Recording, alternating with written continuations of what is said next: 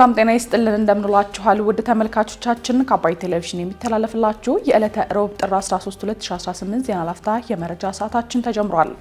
ብፁዕ ወቅዱስ አቡነ ማትያስ በጥምቀት በዓል ላይ ያልተገኙት በህመም ምክንያት ነው መባሉን ዶናልድ ትራምፕ ኢትዮጵያ የአባይ ወንዝ ፍሰትን የሚያስቆም ግድብ ሰርታለች ሲሉ ሚዛናዊና እውነተኛ ያልሆነ ሀሳብ መሰንዘራቸውን እንዲሁም በቀጣይ ግንቦት የሚካሄደው ሀገር አቀፍ ምርጫ በአላማጣ ከተማ እንዲካሄድ ነዋሪዎች መጠየቃቸውን ጨምሮ ሌሎች መረጃዎችን ይዘንላችሁ ቀርበናል። ዜናዎችን እየመራው ዳሩ ሰላም ተሾመ ከእናንተ ጋር ቆይታ አደርጋለሁ። አብራችሁን ቆዩ። ብፁዕ ወቅዱስ አቡነ ማትያስ በጥምቀት በዓል ላይ ያልተገኙት በህመም ምክንያት መሆኑ ተነገረ። በተለይም በበዓላት ወቅት በአካል በመገኘት ቃለ ምዕዳንና ቡራኬ የሚሰጡት ፓትርያርክ ብፁዕ ወቅዱስ አቡነ ማትያስ በዘንድሮ በዓለ ጥምቀት ላይ አልተገኙም። የፓትርያርኩ በበዓለ ጥምቀቱ ላይ አለመገኘትም በምዕመናን ዘንድ ጥያቄ አስነስቶ የነበረ ሲሆን ፓትርያርኩም በዕለቱ ያልተገኙት ህመም ገጥሟቸው እንደሆነም ተገልጿል። ብፁዕነታቸው በዘንድሮ ጥምቀት በዓል ተገኝተው ለህዝቡ የተለመደውን ቡራኬ ያልሰጡት ከዚህ ቀደም ወድቀው አደጋ ደርሶባቸው እንደሆነ ቲክቫ ኢትዮጵያ አነጋገርኳቸው ያላቸው የቤተ ክርስቲያኗ የስራ ኃላፊ ገልጸዋል። ቅዱስነታቸው በዘንድሮ ጥምቀት በዓል አልተገኙም። ይህም የጤና ጉዳዩን ተከትሎ መጣ ነው። በሙሉ አቅም ምዕመናንን መባረክ ስለሚጠበቅባቸው ያንን ለማድረግ የሚያስችል የጤና ሁኔታ ላይ አይደሉም ሲሉም እኒሁ የስራ ኃላፊ ገልጸዋል።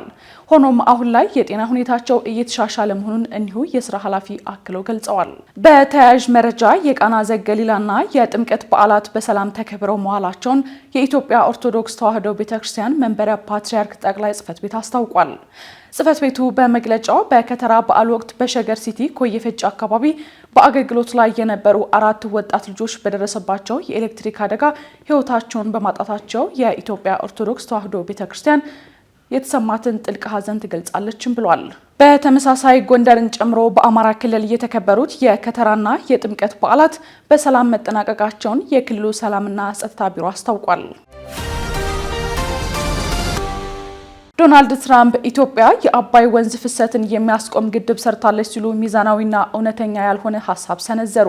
ከቀናት በፊት በአባይ ጉዳይ ኢትዮጵያና ግብፅን ለማደራደር ጥያቄ ያቀረቡት የአሜሪካው ፕሬዝዳንት ዶናልድ ትራምፕ ኢትዮጵያ የአባይ ወንዝ ፍሰትን የሚያስቆም ግድብ ሰርታለች ሲሉ ሚዛናዊና ተጨባጭ ያልሆነ አስተያየታቸውን ሰጥተዋል። በዚህ ምክንያት ግብፅ በአባይ ወንዝ በቂ ውሃ እንደማታገኝ የተናገሩት ፕሬዝዳንቱ ይህንን ጉዳይ መፍታት ይኖርብኛል ሲሉም ተደምጠዋል።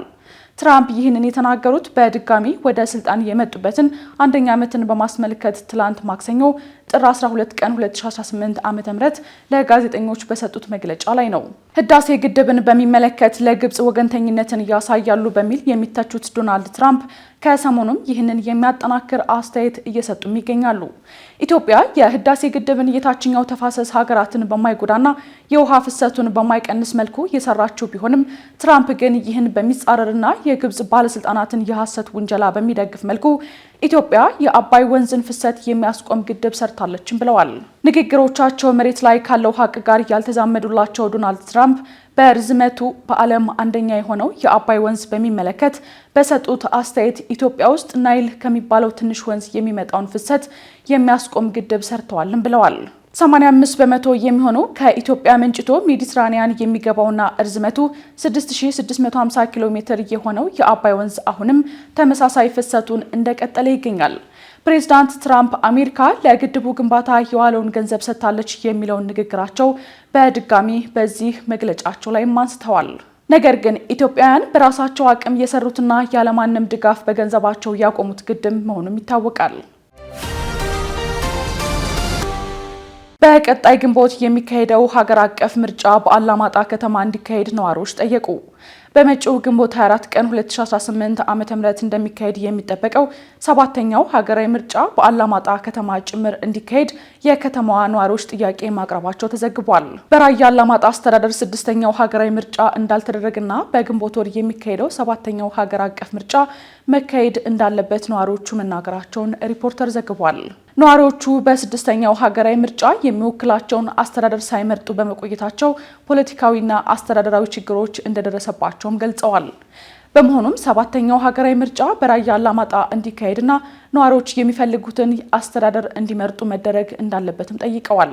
በከተማዋ ትምህርትን ጨምሮ ሌሎች ማህበራዊ እንቅስቃሴዎች ሙሉ በሙሉ በሚባል ደረጃ መቋረጡን የተናገሩት ነዋሪዎቹ የዘንድሮን የከተራና የጥምቀት በዓላትን አለማክበራቸውንም አክለዋል። ችግሩ እየተፈጠረ ያለው በህዝብ የተመረጠ አስተዳደር ባለመኖሩ ነው። ስለሆነም ህብረተሰቡ ያስተዳድረኛል ያለውን አካል ለመምረጥ ምርጫው መካሄድ አለበትም ብለዋል። ሰባተኛው ሀገራዊ ምርጫ በምንም አይነት ምክንያት ሊያልፈን አይገባም ያሉት ደግሞ የቀድሞው የአላማጣ ከተማ ከንቲባ አቶ ኃይሉ አበራ ናቸው። በአሁኑ ወቅት ከተማዋ በኮማንድ ፖስት እንደምትተዳደር የተናገሩት አቶ ኃይሉ ነገር ግን በህዝብ ምርጫ የተመረጠ መዋቅር አለመኖሩንም ገልጸዋል። በመሆኑም ሰባተኛው ሀገራዊ ምርጫ በራያ አላማጣ እንዲካሄድ ለምርጫ ቦርድና ለፌዴሬሽን ምክር ቤት የጽሁፍ ጥያቄ አቅርበው ምላሽ በመጠባበቅ ላይ መሆናቸውንም ተናግረዋል። በአሁኑ ወቅት ያለው ሁኔታ ምርጫ ለማካሄድ አመች ነው ሲሉም አቶ ኃይሉ ተናግረዋል። የባንኮች የዶላር ፍላጎት ከአቅርቦቱ አንጻር በ24.7 ሚሊዮን ዶላር መብለጡን የኢትዮጵያ ብሔራዊ ባንክ ገለጸ። የኢትዮጵያ ብሔራዊ ባንክ ባካሄደው የውጭ ምንዛሬ ጨረታ የባንኮች የዶላር ፍላጎት ከአቅርቦት አንጻር በ24.7 ሚሊዮን ዶላር መብለጡን ከብሔራዊ ባንክ ድረገጽ ያገኘነው መረጃ ያመለክታል። ብሔራዊ ባንክ ትላንት ማክሰኞ ጥር 12 ቀን 2018 ዓ.ም ባካሄደው የ15ኛው ዙር የውጭ ምንዛሬ ጨረታ ከተሳተፉት 21 ባንኮች መካከል 6 ዶላር ሳያገኙ እንደቀሩ ብሔራዊ ባንክ ገልጿል። በትላንትናው ጨረታ ማዕከላዊ ባንክ ለጨረታ ያቀረበው 70 ሚሊዮን ዶላር ቢሆንም በጨረታው የተሳተፉ ባንኮች ባቀረቡት ዋጋ የተጠየቀው አጠቃላይ የውጭ ምንዛሬ መጠን ግን 94.7 ሚሊዮን ዶላር እንደሆነ ብሔራዊ ባንክ ይፋ ያደረገው የውጤት መግለጫ ያሳያል። በተያያዘ መረጃም የሀገር በቀል የኢኮኖሚ ማሻሻያ አጀንዳ አፈጻጸም ላይ አራተኛው የጋራ የኢኮኖሚ ማሻሻያ ፕሮግራም ግምገማ በስኬት መጠናቀቁን የኢትዮጵያ ብሔራዊ ባንክና የገንዘብ ሚኒስቴር ገልጸዋል።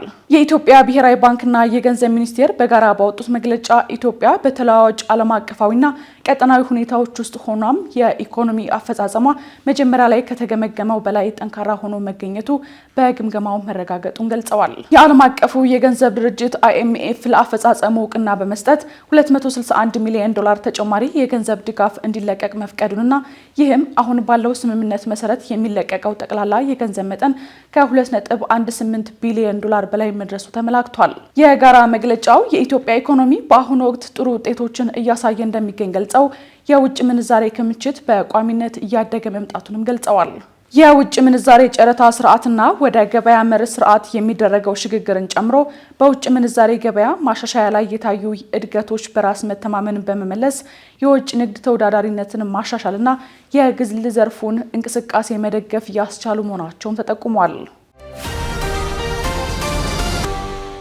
የአዲስ አበባን ዓለም አቀፍ ተወዳዳሪነት የሚያሳድግና ግዙፍ ዓለም አቀፍ ኩነቶችን ለማስተናገድ ያስችላል የተባለው አዲስ የአካባቢ ልማት ጥናት መጽደቁ ተገለጸ። የአዲስ አበባ ከተማ አስተዳደር ፕላን ቦርድ የከተማዋን ዓለም አቀፍ ተወዳዳሪነት የሚያሳድግና ግዙፍ ዓለምና አህጉር አቀፍ ኩነቶችን ለማስተናገድ የሚያስችል የአዲስ የአካባቢ ልማት ጥናት ተወያይቶ ማጽደቁን ከንቲባዋ አዳነች አቤቤ አስታውቀዋል።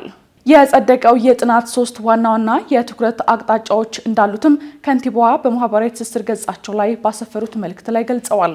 ኢትዮጵያ በቅርቡ የምታስተናግደው የዓለም የአየር ንብረት ለውጥ ጉባኤ ከ80 ሺህ በላይ እንግዶች ወደ መዲናዋ እንደሚያመጣ ይጠበቃል ያሉት ከንቲባዋ አዳነች አቤቤ በአሁኑ ወቅት የከተማዋ ሆቴሎችና የእንግዳ ማረፊያዎች የመቀበል አቅም 25 ሺህ ብቻ መሆኑን ጠቁመዋል። ይህንን ክፍተት ለመሙላትም የተጀመሩ ዘመናዊ የሆቴልና የአፓርትመንት ስታንዳርድ አስጠብቆ ማጠናቀቅና አዳዲስ ግንባታዎችን በስፋት እንዲከናወኑ ማድረግ ከአዲሱ የአካባቢ ልማት ጥናት ውስጥ የመጀመሪያው ተግባር እንደሆነም ገልጸዋል። በሌላ በኩል የመንገድ ትስስርን ማስፋትና ማዘመን ከፍተኛ ትኩረት የተሰጠው ሲሆን ይህም የመንገድ ኔትወርኮችን ማስፋፋት፣ ሰፋፊ የእግረኛና የሳይክል መንገዶችን መገንባት እንዲሁም ዘመናዊ የተሽከርካሪ ማቆሚያዎችንና ተርሚናሎችን እንደሚያካትትም አመላክተዋል። ሶስተኛው ለታላላቅ ስፖርታዊ ኩነቶች የሚደረገው ዝግጅት ሲሆን ከተማዋ የኮፕ 32 ጉባኤን የማስተናገድ እድል እንዳገኘች ሁሉ የአፍሪካ ዋንጫንም በብቃት ለማስተናገድ እንድትችል በዝግጅት ላይ ትገኛለች ብለዋል። በዚህም በአደይ አበባ ስታዲየም ዙሪያ የሚከናወኑ የልማት ስራዎች የዚሁ እቅድ አካል ናቸው ያሉት ከንቲባዋ በአጠቃላይ በኮፕና በፊፋ ስታንዳርድ መሰረት የትራንስፖርትና ሆቴሎችን ጨምሮ ልዩ ልዩ መሰረተ ልማቶች እንደሚለሙም አመላክተዋል። ከአባይ ቴሌቪዥን ሲተላለፍላችሁ የነበረው የዛሬው ጥር 13 2018 የቀኑ መረጃችን ይህን ይመስል ነበር። አብራችሁን ስለነበራችሁ ከልብ እያመሰገንን በያላችሁበት መልካም ጊዜ ይሁንላችሁ።